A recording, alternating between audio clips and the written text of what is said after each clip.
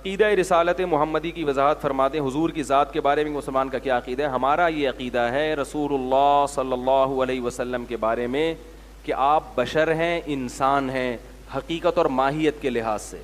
آپ حضرت عبداللہ کی اولاد ہیں، حضرت آمنہ کے بطن سے آپ کو اللہ نے جنا ہے، اور آدم علیہ السلام کی اولاد میں سے ہیں، نوح علیہ السلام کی اولاد میں سے ہیں. آپ کا ایک قوم ہے، جیسے انسانوں کی قوم ہوتی ہے، قبیلہ ہوتا ہے. آپ صلی اللہ علیہ وسلم عرب میں پیدا ہوئے، عربی تھے. آپ صلی اللہ علیہ وسلم قریش قبیلے سے تعلق تھا اور بنو ہاشم سے تعلق تھا. تو یہ ساری چیزیں بشری مخلوق کے ہیں، اور آپ کی اولاد ہے سادات جن کو کہا جاتا ہے، وہ بھی سب کیا ہیں؟ بشر ہیں. اور آپ ہدایت کا نور ہیں، جیسے قرآن ہدایت کا نور، علماء بھی ہدایت کے نور، اور آپ صلی اللہ علیہ وسلم بھی ہدایت کے نور ہیں. تو نور ہیں ہدایت کے لحاظ سے. ہاں آپ زیادہ نور ہیں کیونکہ آپ سے جتنی ہدایت پھیلی اتنی کسی سے نہیں پھیلی، اور علماء میں جس سے جتنی ہدایت پھیلے گی اس کو اتنے حساب سے نور کہا جائے گا. سمجھ میں آ رہی ہے بات؟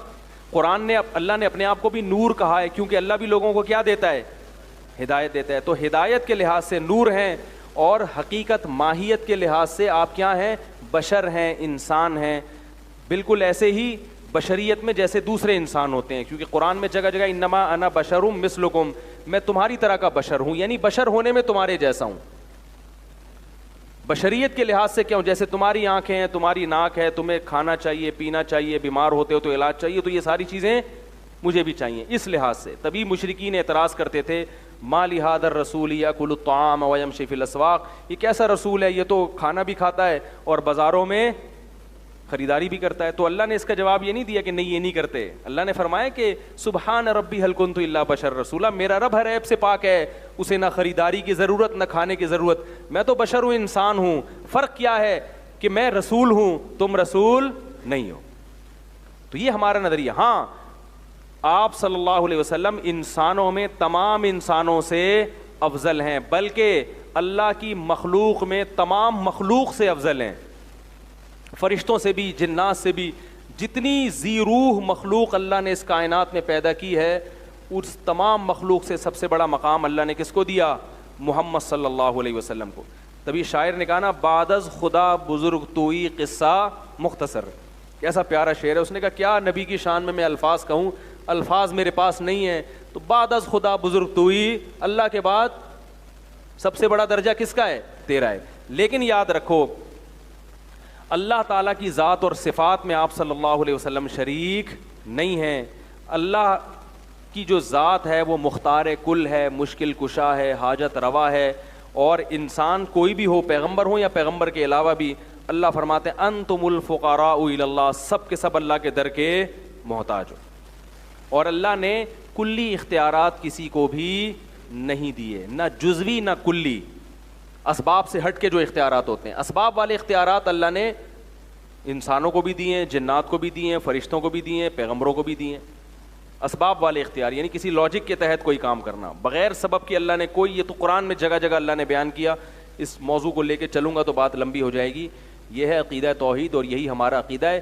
پھر یہ بھی ہمارا عقیدہ ہے کہ آپ صلی اللہ علیہ وسلم پر دنیاوی لحاظ سے موت واقع ہو چکی ہے کیونکہ آپ بشر ہیں. اور ما جعلنا لبشر من قبلک الخلد، اللہ فرماتے ہیں کسی انسان کو ہم نے ہمیشہ کے لیے پیدا نہیں کیا. تو آپ نے بھی مرنا ہے اور انہوں نے بھی مرنا ہے. قرآن میں صاف ہے انک میت، اے نبی آپ نے بھی میت ہونا ہے، وانہم میتون، اور ان سب نے مرنا ہے، سب نے میت ہونا ہے. یہی وجہ ہے کہ آپ صلی اللہ علیہ وسلم پر موت واقع ہوئی، آپ کو غسل دیا گیا باقاعدہ، اور آپ کا جنازہ اس لیے نہیں پڑھا گیا. بعض علماء نے یہ مسئلہ بیان کی ہے کہ نبی کے لیے دعائے مغفرت جائز نہیں ہے، کیونکہ نبی کے لیے کبھی نہیں اللہ نبی کی مغفرت کر دی، یہ توہین ہے. اس لیے اللہم صلی علی محمد خصوصی رحمت نازل کر. تو جنازہ کی جو نماز ہے وہ کس لیے ہوتی ہے؟ مغفرت کے لیے. تو نبی کا جنازہ نہیں بلکہ صلاۃ و سلام پڑھا گیا ہے نبی پر صحابہ کرام نے. ہاں یہ ضرور ہے کہ موت واقع ہوئی تبھی آپ صلی اللہ علیہ وسلم کی بیویوں نے عدت گزاری ہے. عدت تو جبھی ہوتی ہے نا جب شوہر کا انتقال ہو جائے. عدت بھی گزاری ہے آپ صلی اللہ علیہ وسلم کی زوجات نے. اور عدت کے بعد جو ان کو کسی اور نکاح سے اجازت نہیں دی وہ نبی کے احترام کی وجہ سے، کیونکہ اللہ نے اس بات کو پسند نہیں کیا کہ نبی کی بیوی عدت کے بعد بھی کسی سے نکاح کریں.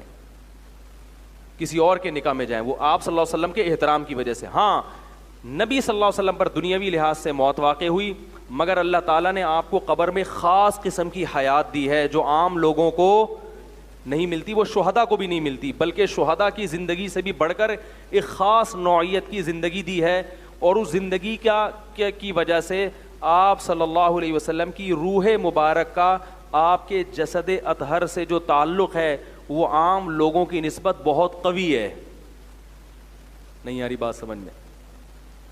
ہر میت کا نا کی روح کا جسم سے کچھ نہ کچھ تعلق ہوتا ہے، لیکن آپ صلی اللہ علیہ وسلم کی جو روح مبارک ہے اس کا جسد اطہر سے بہت قوی اور گہرا تعلق ہے۔ اس تعلق کی وجہ سے آپ صلی اللہ علیہ وسلم کو قبر میں زندہ کہا جاتا ہے۔ بات آ رہی ہے سمجھ میں؟ تو یہ برزخی حیات ہے مگر بہت طاقتور حیات ہے۔ یہ اس معنی میں نبی کو کیا کہا جاتا ہے کہ آپ صلی اللہ علیہ وسلم قبر میں زندہ ہیں۔ سمجھ میں آ رہی بات؟ کیونکہ یہ عام مردوں کی طرح نہیں ہے بلکہ بہت طاقتور حیات آپ صلی اللہ علیہ وسلم کو دی ہے، کیونکہ جب شہداء کو ملتی ہے وہ حیات، تبھی تو قرآن نے کہا ان کو مردہ گمان بھی مت کرو، تو جب وہ شہداء کو ملتی ہے تو انبیاء کا مقام شہداء سے بڑھ کر ہے۔